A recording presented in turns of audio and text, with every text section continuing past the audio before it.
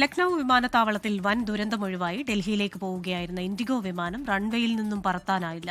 വേഗത്തിലെത്തിയ വിമാനം emergency break ഉപയോഗിച്ച് നിർത്തുകയായിരുന്നു.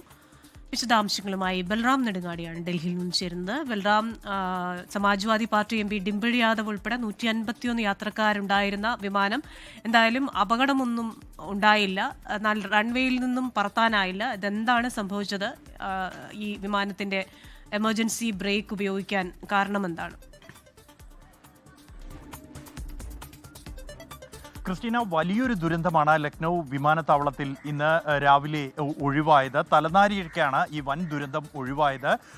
ഈ ഇൻഡിഗോയുടെ വിമാനം 6E211 വിമാനം എല്ലാ നടപടികളും പൂർത്തിയാക്കി ടേക്ക് ഓഫിനായി റൺവേയിലൂടെ മുന്നോട്ട് നീങ്ങുകയായിരുന്നു. പറക്കുന്നതിന് മുൻപായി തൊട്ടു മുൻപായി അതിവേഗം മുന്നോട്ട് പോകുകയായിരുന്ന വിമാനം പെട്ടെന്ന് തന്നെ എമർജൻസി ബ്രേക്ക് ഉപയോഗിച്ച് നിർത്തുകയാണ് ഉണ്ടായത്. ആദ്യഘട്ടത്തിൽ യാത്രക്കാർക്ക് പോലും എന്താണ് സംഭവിച്ചത് എന്ന് മനസ്സിലായിരുന്നില്ല.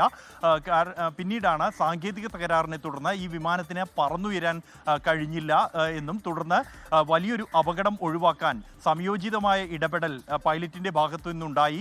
അദ്ദേഹം എമർജൻസി ബ്രേക്ക് ഉപയോഗിച്ച് അതിവേഗം മുന്നോട്ട് പോവുകയായിരുന്ന വിമാനം നിർത്തുകയാണ് ഉണ്ടായത് എന്നുള്ളതാണ്.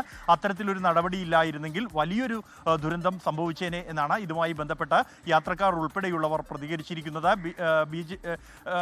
Samajwadi party M P Dimple യാദവും കൂടാതെ 6 ജീവനക്കാരും ഉൾപ്പെടെ 171 പേരാണ് ഈ വിമാനത്തിൽ ഉണ്ടായിരുന്നത്. എന്തായാലും ദുരന്തം ഒഴിവായിരിക്കുന്നു. യാത്രക്കാർ എല്ലാവരും തന്നെ സുരക്ഷിതരാണ് നിലവിൽ എന്നാണ് ഇൻഡിഗോ കമ്പനി അറിയിക്കുന്നത്. ക്രിസ്റ്റീന. ശരി, ബൽറാം നെടുങ്ങാടിയാണ് ഡൽഹിയിൽ നിന്ന് വിശദാംശങ്ങൾ നൽകിയത്. ലോകത്തെവിടെയായാലും ഏത് സമയത്തും 24 വാർത്തകളും ഓഗ്മെന്റഡ് റിയാലിറ്റി പാക്കേജുകളും എക്സ്പ്ലെയിനറുകളും വിശദമായി കാണാൻ ഞങ്ങളുടെ യൂട്യൂബ് ചാനൽ നിങ്ങൾക്ക് സബ്സ്ക്രൈബ് ചെയ്യാം.